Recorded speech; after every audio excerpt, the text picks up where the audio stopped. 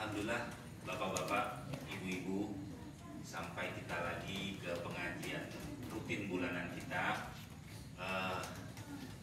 yang pada kesempatan hari ini, hari Sabtu tanggal 29 Februari, bertepatan dengan hujan rintik-rintik, dingin-dingin. Mudah-mudahan tidak menghalangi niat kita, niat bapak ibu yang masih ada di rumah untuk segera bergegas menuju masjid mengikuti kajian rutin kita. Juga saya ingin mengucapkan terima kasih kepada Bapak Ketua DKM kita, Bapak Sadian Latif, kepada Bapak-bapak Ketua DKM kita, kepada Bapak-bapak pengurus, kepada Bapak-bapak Dewan Pembina DKM, dan Bapak Ibu sekalian yang hadir pada malam hari ini. Insya Allah kita semua selalu mendapatkan keberkahan, rahmat, dan kasih sayang dari Allah Subhanahu Wa Taala. Amin. Amin. Tanpa berpanjang lebar, saya ingin memperkenalkan dulu pemberi tausiah kita malam ini. Saya kenal beliau sebetulnya, jujurnya sih jenggot saya lebih putih dari beliau, tapi saya muridnya Pak Hasani. Assalamualaikum warahmatullahi wabarakatuh.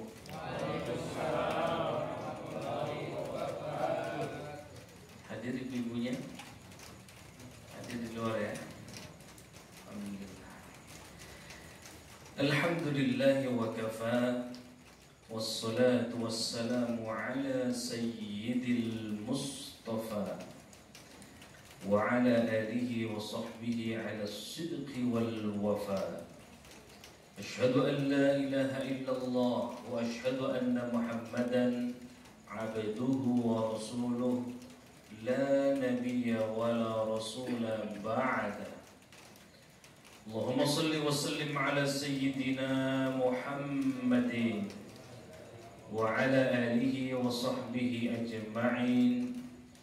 Ilahi anta maqsudi wa ridwaka matlubi, a'tini mahabbataka wa ma'rifatak. Qalu subhanaka la ilma lana illa ma 'allamtana innaka antal alimul hakim. Mutasaddi'an min khashyatillah wa tilkal amthalu nadribuha linnasi la'allahum yatafakkarun. وقال النبي صلى الله عليه وسلم اقرأوا القرآن فإنه يأتي يوم القيامة شفيعا لأصحابه.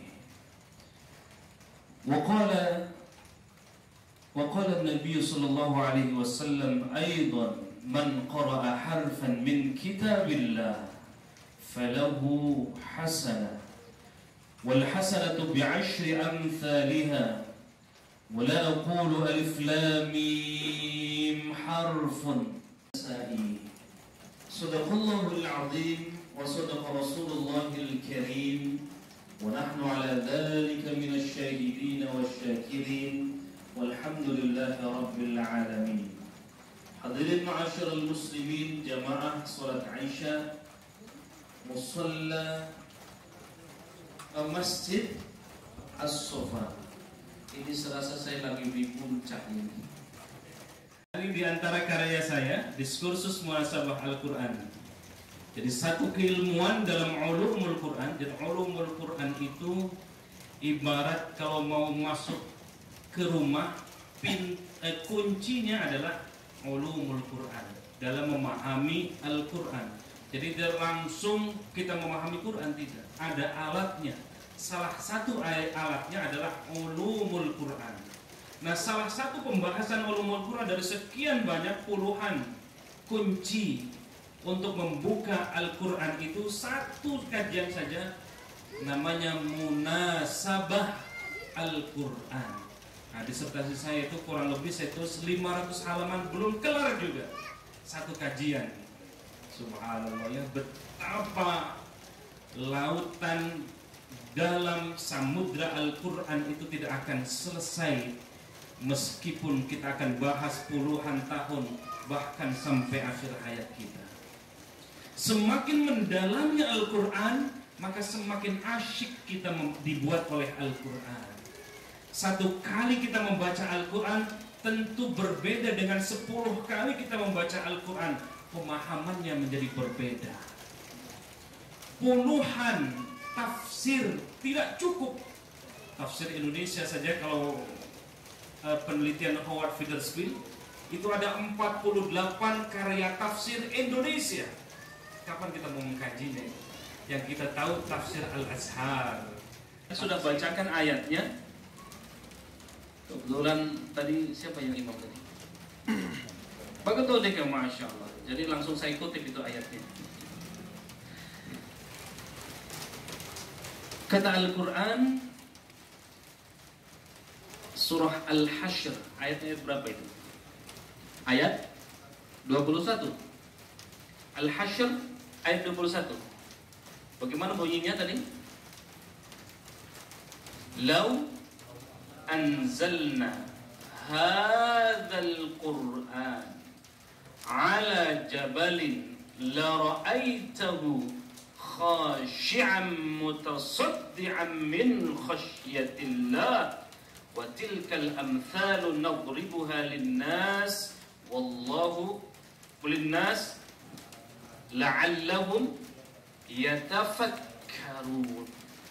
Kalau kita buka sababun nuzul ayat ini, ketika Al-Quran ingin diturunkan ke makhluk Allah sebelum ke manusia, Allah menawarkan ke beberapa makhluk. Di antaranya makhluk yang terbesar yang Allah buat adalah gunung, jabal dalam ayat ini. Jabal saja, gunung yang begitu besar saja tidak sanggup memikul, menerima Al-Quranul Karim. Saking hebatnya itu Al-Quran. Tetapi di ayat yang lain manusia mau menerima Al-Quran. Gunung tidak mampu, makhluk Allah yang lain yang besar tidak mampu menerima, memangku Al-Quran. Tetapi Al-Quran dipegang oleh manusia. Yang punya hajat, apapun hajat kita, ya Allah kabulkan semua hajat-hajat kita. Kita juga berdoa untuk orang tua kita, ibu bapak kita yang sudah dipanggil oleh Allah Subhanahu wa Ta'ala. Ampuni dosa kedua orang tua kami, luaskan kuburnya, masukkan ke surgamu ya Allah, dan kumpulkan mereka bersama para nabi, para syuhada, dan para salihin. Dan kepada kita yang ada di majlis ilmu ini, semoga Allah istiqamahkan kita dalam ketaatan kepada Allah Subhanahu wa Ta'ala. Ya Allah, jadikan Allahumma ij'al waladan salihan, Allahumma ij'al waladan salihan wa salihatan. Ya Allah, jadikan anak-anak kita menjadi generasi Qur'ani, anak-anak yang saleh dan salihah.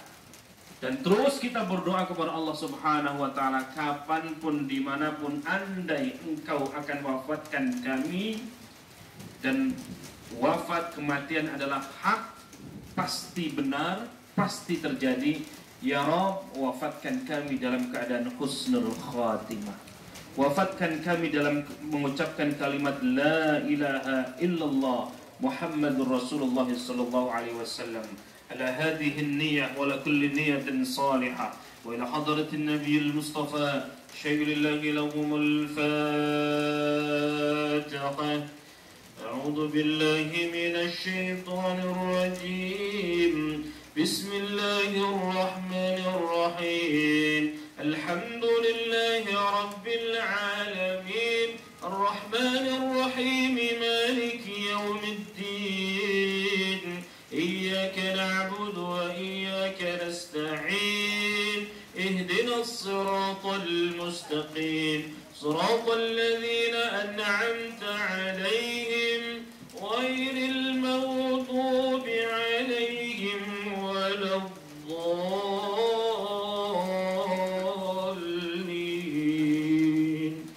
آمين. Bapak sekalian yang dimuliakan Allah Subhanahu wa taala, saya ingin mengutip dari Abdullah Ad-Darraj. Beliau menulis salah satu karyanya, beliau menulis kitab An-Naba'ul 'Azim.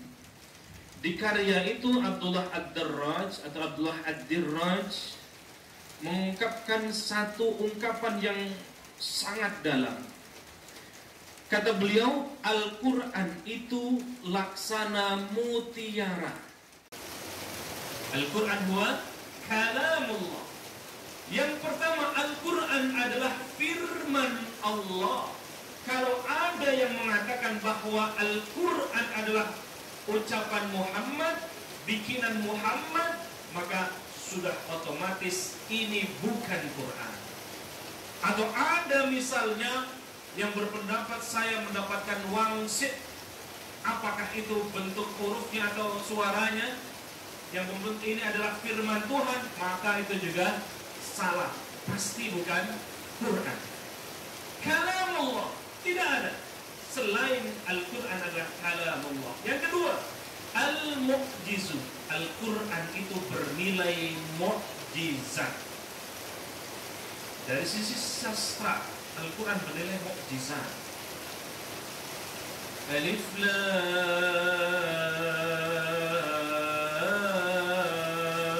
Mim.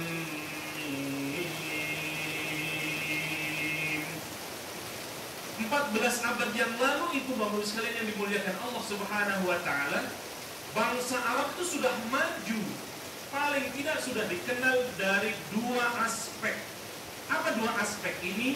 Aspek yang pertama, kalau tidak ahli syair, pasti ahli sihir.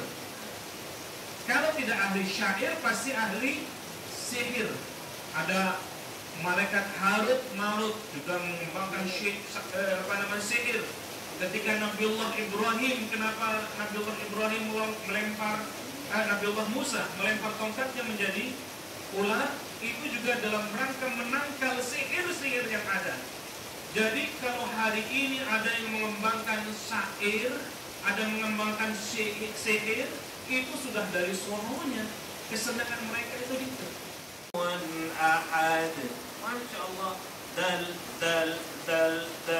Qul a'udhu birabbin nas, malikin nas, ilahin nas, min syarril waswasil khannas, alladhi waswisu fi sudurin nas, minal jinnati wan nas. Sin, ketemu sin. Ketika Al-Quran turun, Alif Lam Mim, Nun, Hamim, Yasin, Qaf. Mereka terheran-heran, kok ada sastra yang disebut Quran, tiba-tiba mereka tidak paham. Jahil mereka gelarnya, bukan berarti jahil secara ilmiah. Jahil mereka, jahil secara akidah. Mulai yang syairnya paling bagus, maka ditempel di dinding Ka'bah sejarah. Maka kenapa Quran turun dengan menggunakan metode syair dalam rangka menandingi syair-syair yang sudah populer di kalangan kaum kafir Quraisy. Jemaah sekalian yang dimuliakan Allah Subhanahu wa taala. Syair dan sihir, ya. Kalau tidak ada ahli syair, ahli sihir. Mukjizat itu, Bapak Ibu sekalian dimuliakan Allah, terbagi dua, kata ahli Al-Quran, kata ahli ulumul Quran. Ada mukjizat hissiyah, ada maknawiyah. Apa yang hissiyah? Mukjizat hissiyah itu hanya terjadi pada Nabi dan umatnya ketika itu. Siapa yang kita tahu? Nabi-nabi yang mendapatkan mukjizat dari Allah. Nabi Musa, apa mukjizatnya? Tongkatnya dilempar menjadi ular. Tongkatnya diketukkan ke bibir pantai, bibir lautan, kemudian lautan itu membelah menjadi dua. Ini yang kemudian konsep tsunami itu sudah ada dari dulu, dari zaman Nabi Musa alaihissalam. Dan itu terjadi hanya pada masa Nabi Musa dan umatnya saja. Hari ini jangan coba-coba ambil tongkat lempar, gak akan bisa. Al-Munazzal ala khatamil anbiya'il mursalin biwasitatil amin, melalui perantaran Jibril. Al-mabdu'u bi suratil Fatihah. Al-mabdu'u diawali dengan surah Al-Fatihah. Al-muta'ab wal muqtatamu bi suratil Nas, diakhiri dengan surah An-Nas. Surah Al-Fatihah, lalu kemudian surah An-Nas. Sedikit saya ingin berbagi wawasan. Saya tanya Bapak sekalian, surah yang pertama kali turun surah apa? Surah Iqra atau surah Al-Alaq. Anda bisa membacakan 1-5 nak saya itu? Surah Al-Alaq apa? Kalau lagi makan, lihat. Bisa deh? Surah Al-Alaq hafal? Insya Allah. Lagi makan. Minum. Ya Allah, alhamdulillah, mudah-mudahan bagian dari keberkahan dari Allah ini. Murattal dengan lagu Ros, ya, seperti yang dibawakan oleh Syekh Sudais. Jadi tingkatan lagu-lagu Quran itu ada 7. Ada Bayati, ada Soba, ada Hijaz, ada Ros, ada Jiharka, ya. Di antaranya adalah Ros. Yang akan kita bawakan adalah lagu Ros. Sudah populer karena sering dibawakan oleh Syekh Sudais. Bismillahirrahmanirrahim. 1, 2, 3.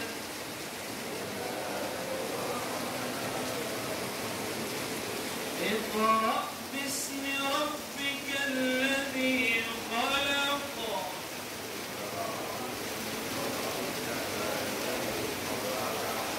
Khalaqal insana min 'alaq.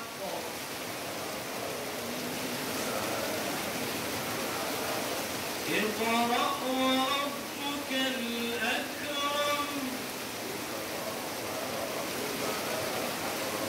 الذي علم بالقلم علم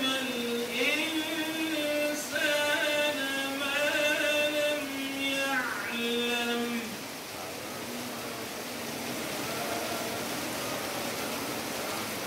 Ini yang kita yakini sebagai ayat yang pertama turun, surah pertama turun. Oke, surah Al-Alaq. Lalu kemudian surah yang terakhir turun yang kita tahu surah Al-Maidah ayat 3. Ini yang paling masyhur meskipun ada pendapat yang lain. Al-yawma akmaltu lakum dinakum wa atmamtu alaikum ni'mati wa raditu lakumul Islam madina. Inilah ayat surah terakhir. Takrif diawali dengan surah Al-Fatihah, diakhiri dengan surah An-Nas. Kenapa di Quran? Kenapa dalam tartib an-nuzulnya ketika turunnya Al-Quran bukan surah Al-Fatihah yang pertama kali turun, bukan surah An-Nas yang terakhir turun, tetapi yang pertama kali turun adalah surah Al-Alaq atau surah Iqra, dan surah terakhir adalah surah Al-Maidah ayat 7. Ada yang tahu? Nah, setelah kita kaji, coba kita buka, oh iya ya, kenapa itu salah kira-kira?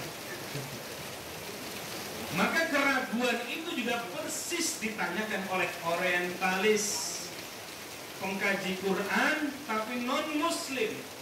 Maka saya bantah dalam buku saya Diskursus Munasabah Al-Quran. Yang mau memiliki ini boleh di yang book fair juga ada, penerbitnya dari Hamzah Bumi Aksara. Atau yang ingin memiliki nanti juga boleh melalui saya juga teman-teman. Kenapa ini terjadi? Ada yang tahu? Ada yang tahu?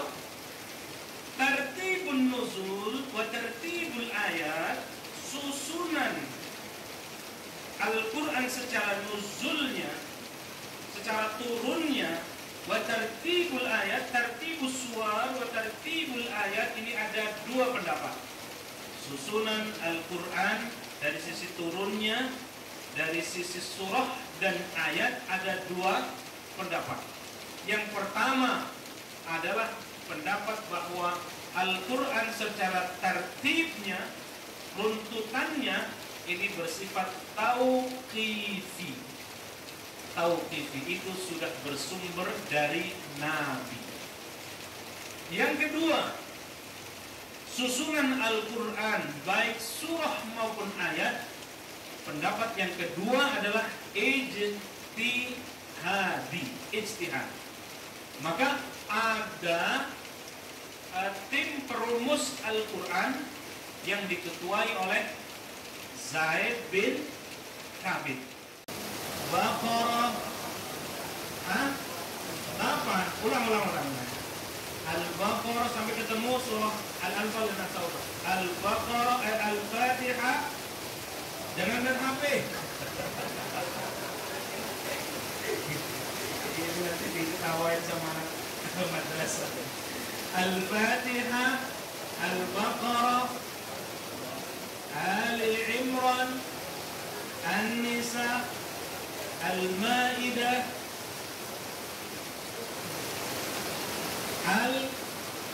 Al-An'am, Al-A'raf, Al-Anfal. Berarti surah keberapa? 8, baru 8. Terus surah ke-9 At-Taubah, surah ke-10 Alhamdulillah. Masya Allah. Nanti kalau ditanya malaikat, waman kitabuka Al-Quran, kata malaikat, coba sebutkan 10 nama-nama surah. Begitu benar, ambil sepedanya.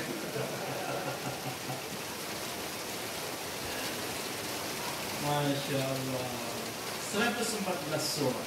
Kata Nabi, surah Al-Anfal dengan surah Bara'ah atau surah At-Taubah itu satu surah.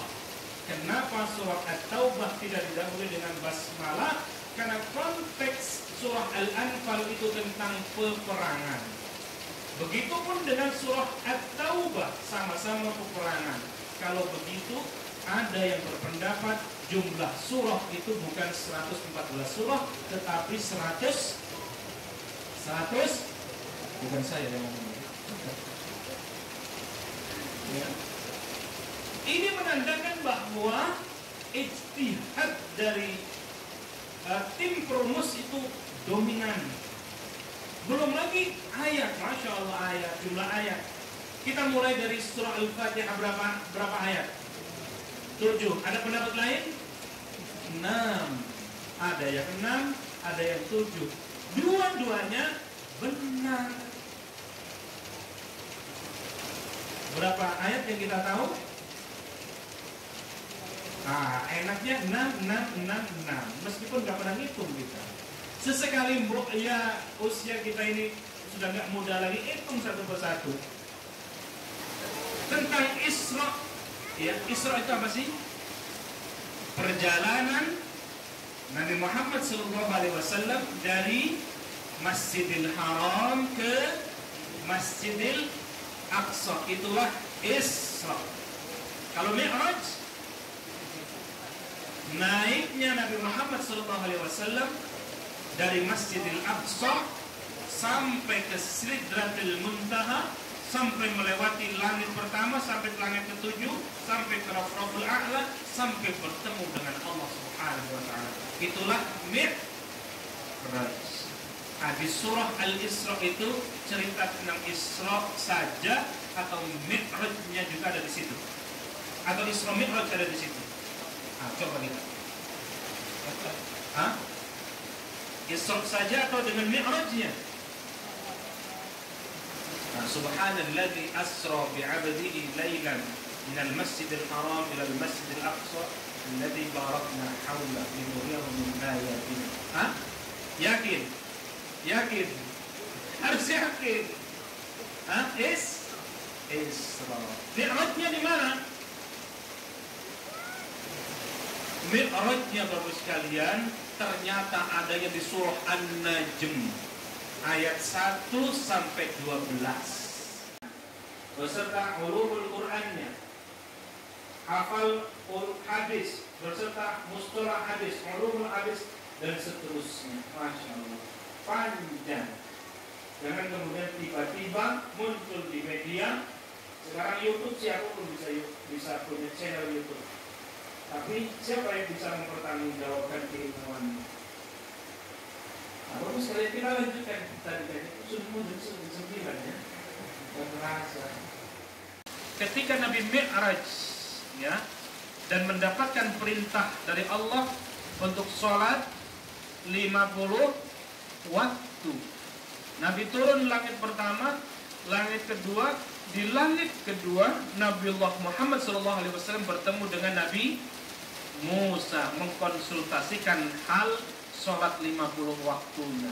Kata Nabi Musa, umatmu tidak akan mampu. Balik lagi sama Allah, minta dispensasi. Sampai kemudian 5 waktu, itu pun masih diminta oleh Nabi Musa. Balik lagi, malu aku Nabi Musa. Nah, kira-kira ada munasabah di sini, ada koherensi di sini. Ada koherensi ayat 1 dengan ayat 2. Ketemu ya, pemahaman. Betapa setiap ayat tidak Allah biarkan berbicara sendiri, kecuali ada keterkaitan dengan ayat-ayat berikutnya. Ayat 3 oke, kita ungkap. Dzurriyyata man hamalna ma'a Nuh innahu kana 'abdan syakura. Belum selesai cerita Isra Mi'raj, ayat kedua sudah cerita Nabi Musa dan Bani Israil. Belum kelar Nabi Musa Bani Israil, sudah cerita lagi tentang Nabi Nuh. Wah, ini Quran ini kata orientalis nggak sistematis. Kalau kita nulis buku atau nulis itu kan sistematis gitu ya. Bab 1 apa, bab 2 apa, bab 3 apa. Nulis surat saja harus sistematis. Muqaddimah dulu, lalu pendahuluan, lalu sampai penutup. Assalamualaikum warahmatullahi wabarakatuh. Ada beberapa pertanyaan, tapi saya coba berikan saja agar supaya yang lain bisa menjawab. Yang paling ingin saya tanyakan sebenarnya Pak Ustaz sudah menjawab di akhir penjelasan, yaitu masalah konteksnya dengan jihad saat ini, sehingga ilmu munasabahnya sepertinya dapat disimpulkan kurang adanya pendalaman, sehingga dia cenderung memberi arti jihad yang sangat berbeda. Pertanyaannya, kenapa justru jihad yang terjemahkan tanpa katakanlah ilmu munasabah tersebut sangat menjual, sangat valuable, bahkan bagi negara-negara yang sudah berkembang jauh? Salah memahami Quran bisa jadi radikalis, padahal sama-sama landasannya Quran. Maaf, yang berangkat ke Syria itu juga mereka landasannya Quran, tidak salah. Tapi yang salah adalah pemahamannya, tidak ditimbang dengan ayat yang lain, atau tidak dicoba diungkap dari sisi munasabahnya. Kenapa ayat itu turun? Bagaimana sebab nuzulnya itu jadi berbeda. Maka di sini pentingnya ilmu munasabah. Itu yang pertama. Yang kedua,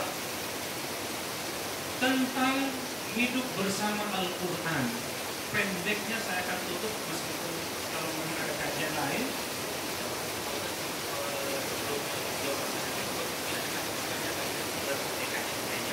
Boleh. Kita jawab dulu yang ini ya. Kita jawab dulu. Ini sharing saja, kalau ada yang kurang dari saya mohon ditambahin untuk sharingnya. Kita sama-sama belajar. Beliau ini mahasiswa S2 di UIN. Kebetulan saya bilang saya doktornya lebih dahulu, maka saya mengajar beliau. Padahal beliau ini aslinya guru saya. Yang kedua, hidup bersama Al-Quran itu saya kutip sedikit saja, dan ini saya kira penting. Semakin kita membaca Al-Quran, semakin kita mendalami Al-Quran, maka semakin saleh kita. Semakin paham dan bacaan Quran kita banyak, maka semakin arif kita. Jangan naudzubillah min dzalik yang terjadi belakangan ini, lembaga tahfidz di mana-mana, penghafal Quran lagi menjamur di mana-mana, bukannya lebih arif, tutur katanya justru semakin serem dia. Ini kafir, ini musyrik, ini murtad. Gak mungkin orang yang ahli di bidang Quran tetapi ucapannya dia menyakiti orang lain. Karena Quran itu tidak mengajarkan model ini. Saat Anda yang mau, mungkin kalau itu akan aku balikan, aku timpakan kepada mereka. Kalau kita lagi sakit hati ditawarin begitu, kira-kira apa yang terjadi? Ya udah, ajar Jibril. Tapi Nabi Muhammad tidak demikian. Justru ajarnya dengan doa, Allahumma hdi qaumi wa innahum la ya'lamun. Ini yang tercerabut dari masyarakat kita. Jadi yang berbeda paham, yang berbeda madhab, yang berbeda pandangan dengan kita seolah-olah itu musuh. Na'udzubillah min dzalik. Padahal hanya urusan khilafiyah, yang satu kunut, yang satu enggak. Ulama 4 madhab juga membolehkan. Imam Malik ini gurunya Imam Syafi'i. Ketika berkunjung ke Imam Syafi'i, Imam Malik yang biasa tidak kunut. Lagi gara-gara enggak kunut, pisah jamaahnya. Gara-gara satu pakai tahiyatnya gerak-gerak, satu kagak, iseng dipegangin. Mohon dapatnya pencerahan dari Ustaz.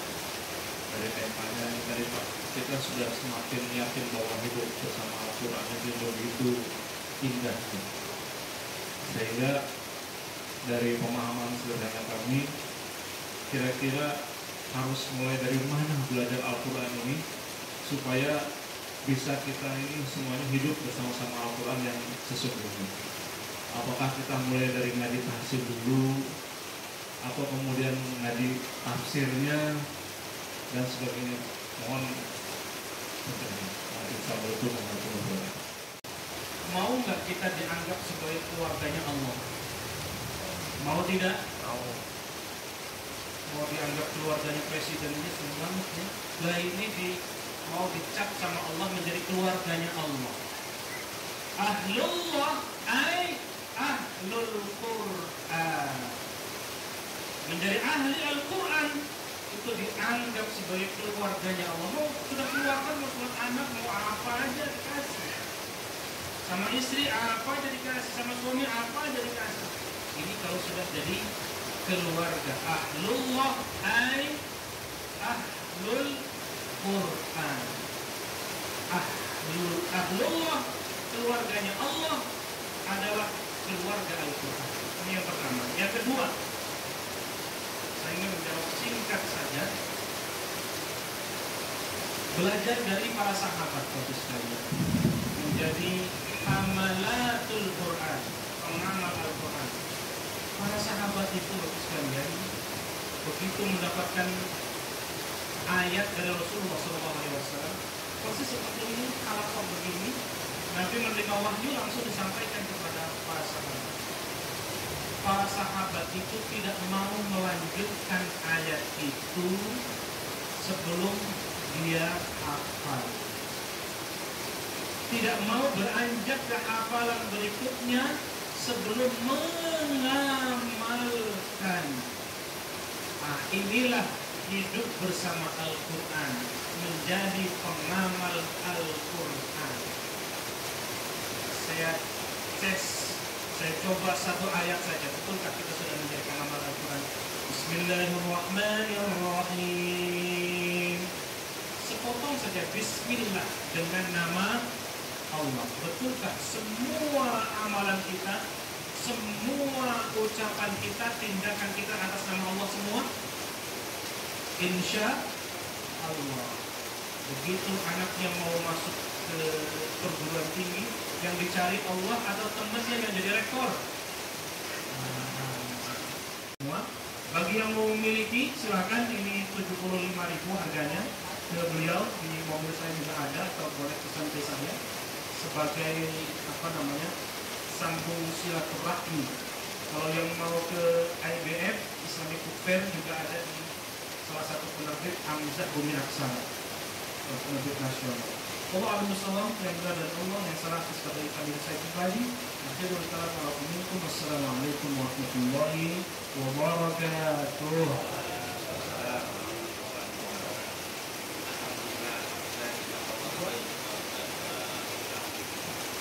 Sedikit tidak membutuhkan Bosan, alhamdulillah, terima kasih waktunya.